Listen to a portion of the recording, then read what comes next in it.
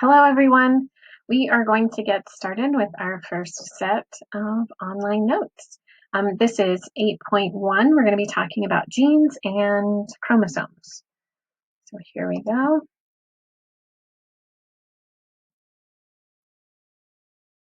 All right.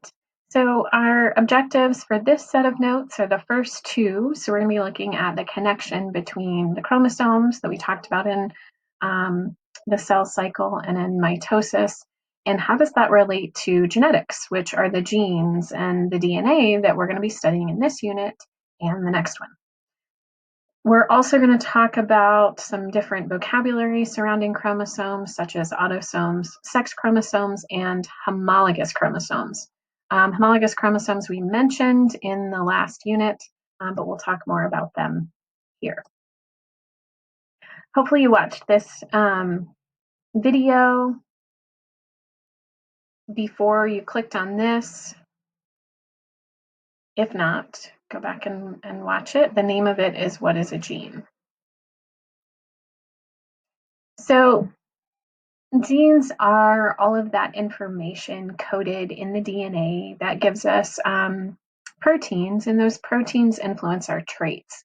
So the coloration of our hair and eyes, those are all due to proteins that are coded for by genes that are on our DNA. And our DNA makes up the chromosomes.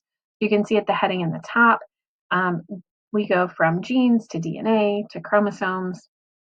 And in the top right, the corner here, the picture, a gene is a short segment of DNA, as you can see here in the definition. And that short segment of DNA, there are lots of them, lots of genes on one strand of DNA. That DNA gets coiled up into the shape of a chromosome, and those chromosomes are found in the nucleus of eukaryotic cells. In prokaryotes, remember that the chromosome is a single loop of DNA, and it's just floating around in the cytoplasm. So those prokaryotes still have genes, it's just on a singular loop of DNA instead of the strand. So the main idea here is listed in the bullet points. Take a minute and look at this picture down here in the bottom right. It has some vocabulary. So homologous chromosomes, alleles, homozygous, heterozygous, and then homozygous recessive. Pause the video and scroll down in the questions. There's a quick question about how familiar you are with these terms. Go ahead and answer this because it will help me determine how much detail I go into these terms on the next set of notes. All right, thanks for answering that question.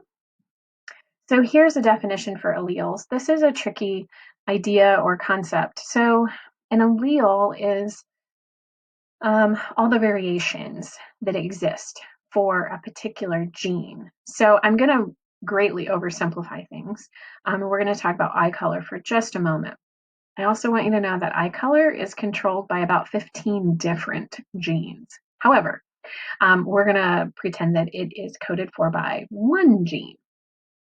And that one, let's pretend that there's one gene for eye color. Now think of all the different eye colors that are out there.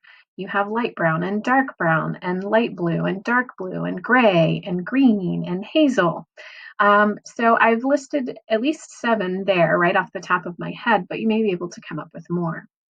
So pretend that there are 7 different versions of the gene for eye color. Those are alleles. There are 7 different alleles for eye color. You can only have 2 copies of each. You can only have 2 copies of each gene, one from your mom and one from your dad, meaning you have 2 alleles.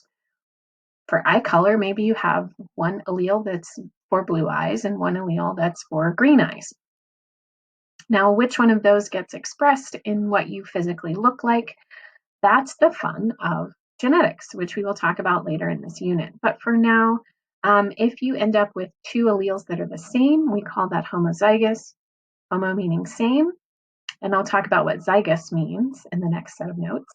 And then heterozygous is when you get 2 different alleles from your parents for a particular trait. Even though you can only have 2 alleles at a time, there may be many more than just 2 available in the whole human population. If that's a little confusing for you or you need some clarification, let me know.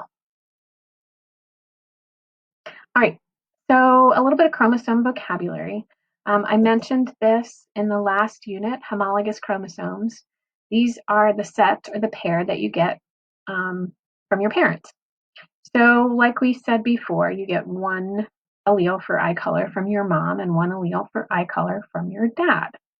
Those are located on the same place. Let's pretend if we look down here in the right-hand side, let's pretend like that's the little green dot. It represents the location of the gene for eye color. You only have one allele there from dad and one allele there from mom.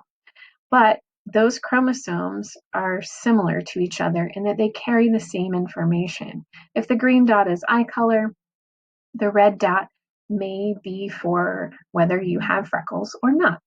So maybe you got a freckle gene from dad and you got a no freckle gene from mom. That would be located here as well. So they're the two chromosomes that are the same length, carry the same genetic information, although the specific allele that they carry may be different.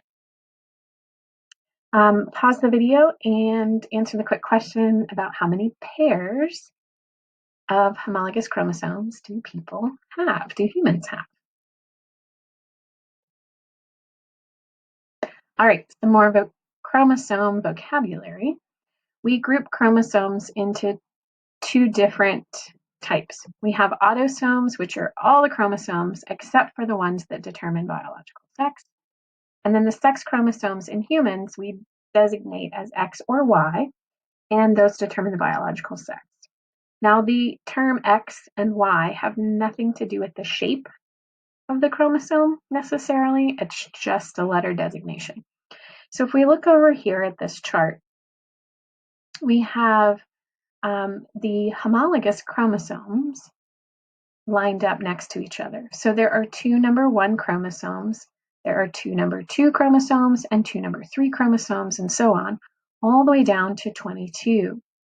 Then the last pair, the 23rd pair, is either two X's, in which you're a female, or an X and a Y, in which you're a male. You'll notice that this chart is lined up by size. The longest chromosome is designated the number 1 chromosome. The shortest chromosome is the 22nd chromosome. This chart is called a karyotype. And karyotypes are when we take chromosomes from someone and we lay them all out. It's not this neat. This is a computer drawing. But when we do that, it gives us a lot of information about the person, specifically related to disorders. Sometimes you can have extra chromosomes, or you may be missing a chromosome. Or if we take a look at like the number 4 chromosome here, maybe half of one of them maybe it broke. I mean, if you think about the DNA strand, what happens if that DNA strand breaks? Where does it go? And we're going to talk about that in meiosis, because chromosome disorders are often the result of meiosis and the process of making those egg and sperm cells. So a karyotype gives us a lot of good information about potential disorders that a person may have. All right, so potential test or assessment questions can look like this in terms of karyotype and chromosomes. Could you pick out a homologous pair? Can you identify the sex chromosomes versus autosomes? And I think there's a little touch thing on the on the worksheet below. And then there's also a question: how do you think genes are passed on in the next generation? And then we have been talking about evolution all year. Do genes evolve? If so, how? I have an assignment either later today or tomorrow. I haven't decided yet, but it's coming, where you'll think about and investigate how genes evolve. How do some genes become helpful and end up as adaptations, whereas other genes fall away because they aren't useful? It's a pretty interesting idea. So I hope you're having a good day. Email me if you have any questions. Um, I'm here.